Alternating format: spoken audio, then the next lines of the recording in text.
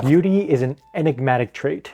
It lies somewhere between objective truth and subjective opinion, but it does indeed exist. For example, sweep-in landscapes, profound artistry, shapes, and even numbers can often be considered beautiful. And in a way, Wyrmspan joins as one of the most beautiful board games around. From the moment you open up the box, every card, token, and even the smell of the cardboard all has a certain charm. A familiar friendliness in a way that is to say, there is no room for anger, frustration, or bitterness in this 30 centimeter by 30 centimeter box. And much like how you play as an amateur dracologist in Enticing Dragons, Wyrmspan invites you to be captivated. Yet the question remains, is it more than just a beautiful game? Does the intricacy of its design elevate it to something truly extraordinary, or is it just a paper dragon? A quick admission, I've never played Wyrmspan, so diving into Wyrmspan was going in completely blind. So please note I won't make any comparison between the two games, but instead discuss Wyrmspan as a standalone game.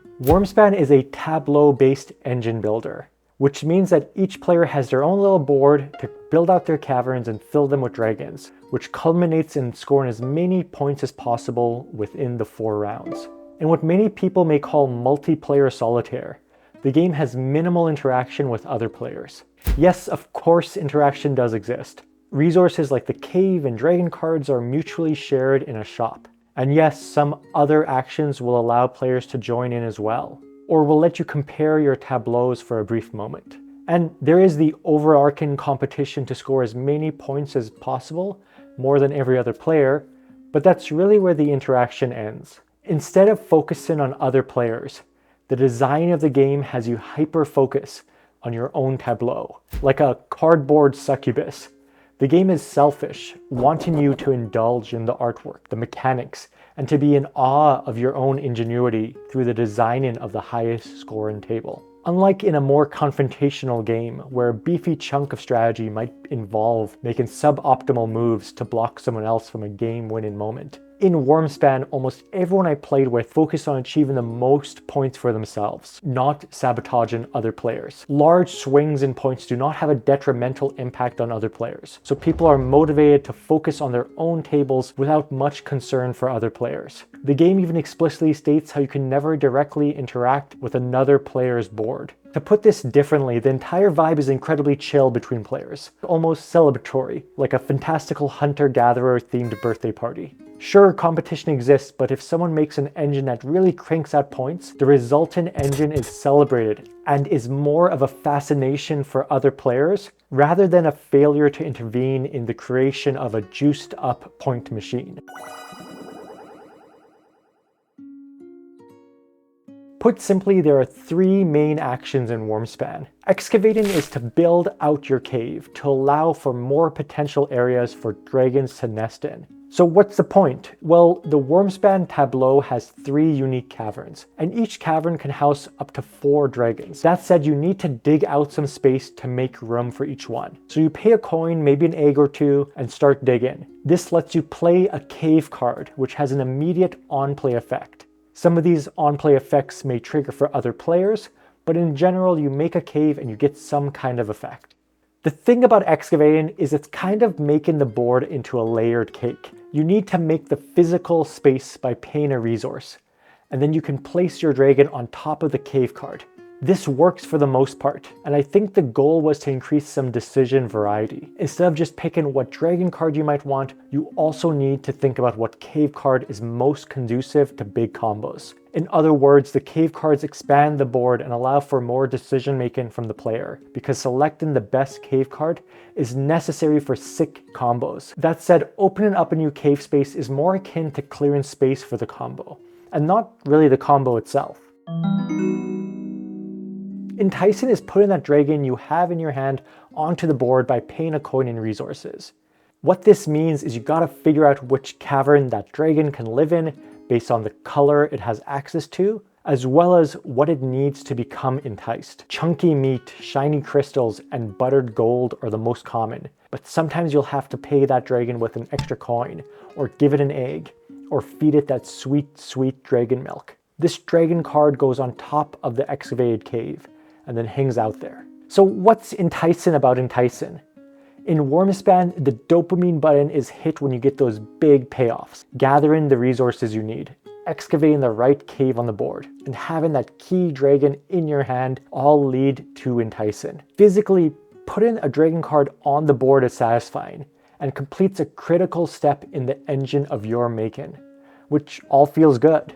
And a lot of dragons have effects, whether they are immediate, explore, round end, or game end, as well as various traits and victory points tied to them. Of course, some dragons encourage certain playstyles. For example, the subclass of the cute little hatchlings that really crank up the cash-in playstyle if you decide to go that route. The dragon cards are a focal point of each game, and discovering their interactions with the other dragons makes for a very satisfying puzzle. I also have to give note to the stellar artwork, which adds a glossy sheen to a number-based game, which is needed to create the illusion that you really are a dracologist and not an accountant. That said, making an effective, functional machine is innately satisfying, and Enticing a dragon is constructing a big chunk of that machine through careful planning. Enticing is ultimately the pivotal step in creating a point machine. You have the resources, you dug the right spots, you have that friendly dragon ready to go, and placing it down results in an immensely satisfying payoff.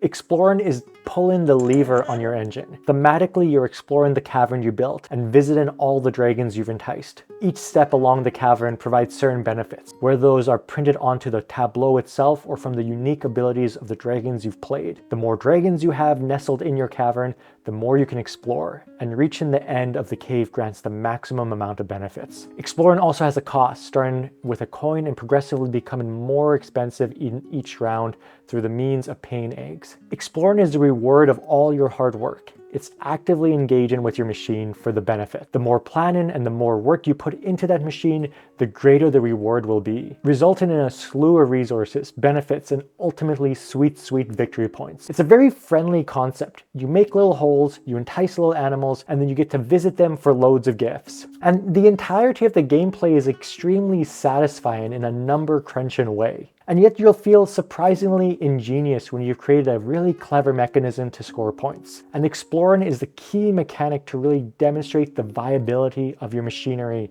in a tangible way. You can feel your dragon machine working through exploring, and you can really stack up those cash-in or tuck-in points or gather a ton of resources to further convert into victory points.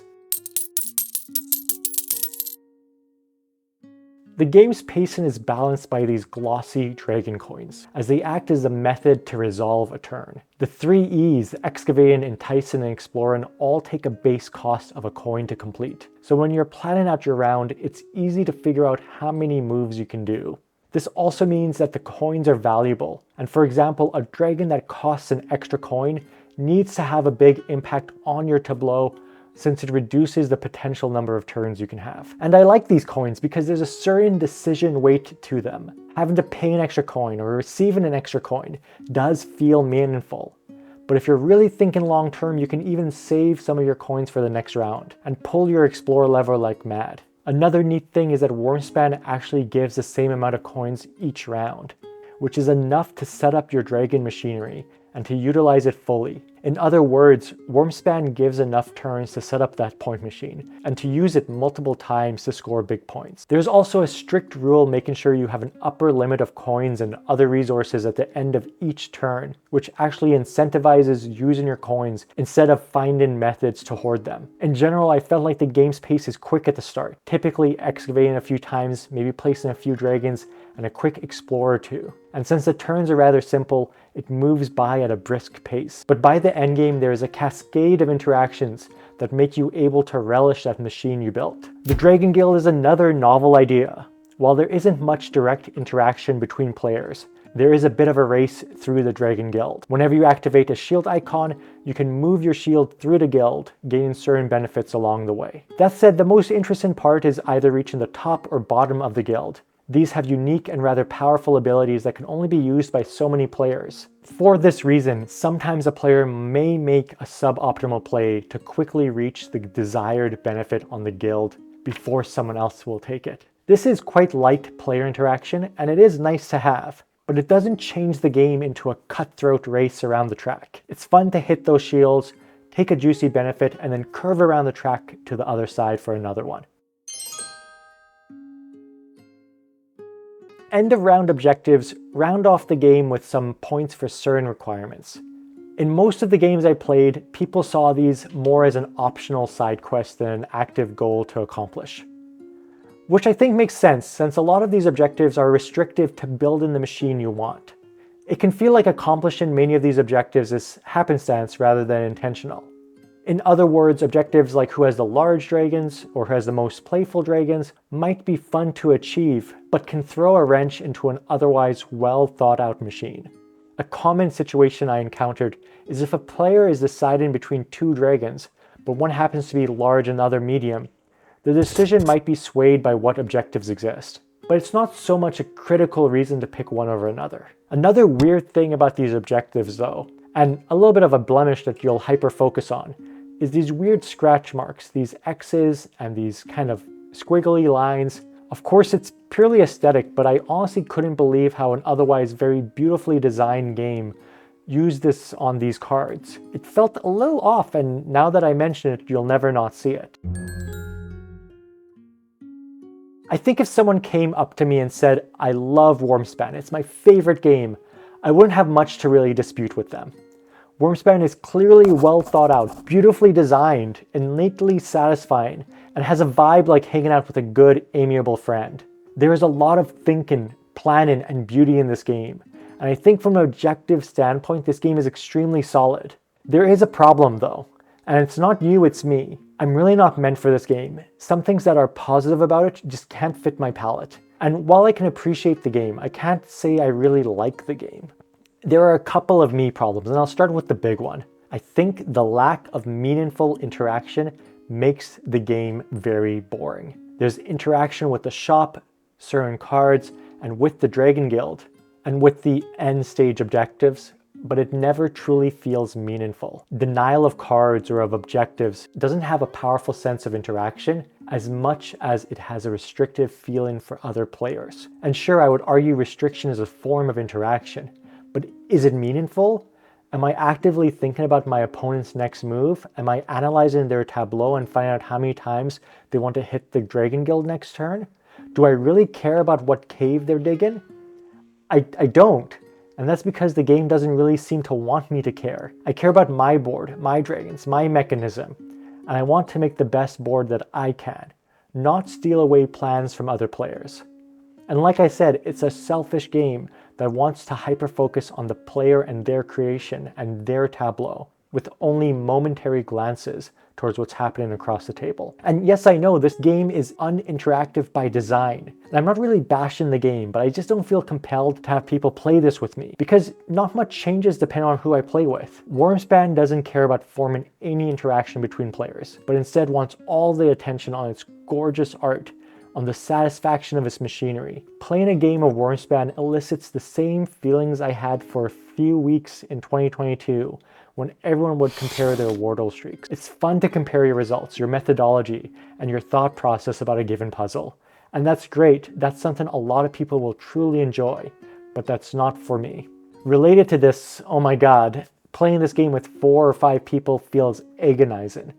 Turns move briskly at first just due to the simplicity of the starting rounds, but at round 3 and 4, the game turns into a crawl. And this is from someone who loves longer games, but it's hard to remain invested in someone else's turn when it has minimal impact on your own space. Multiple times people zone out during other people's turns, and I can tell because when the rare act does occur when other people can act during other people's turns, everyone almost wakes up from a daze. At 4 or 5 players, the pace is more slug than dragon.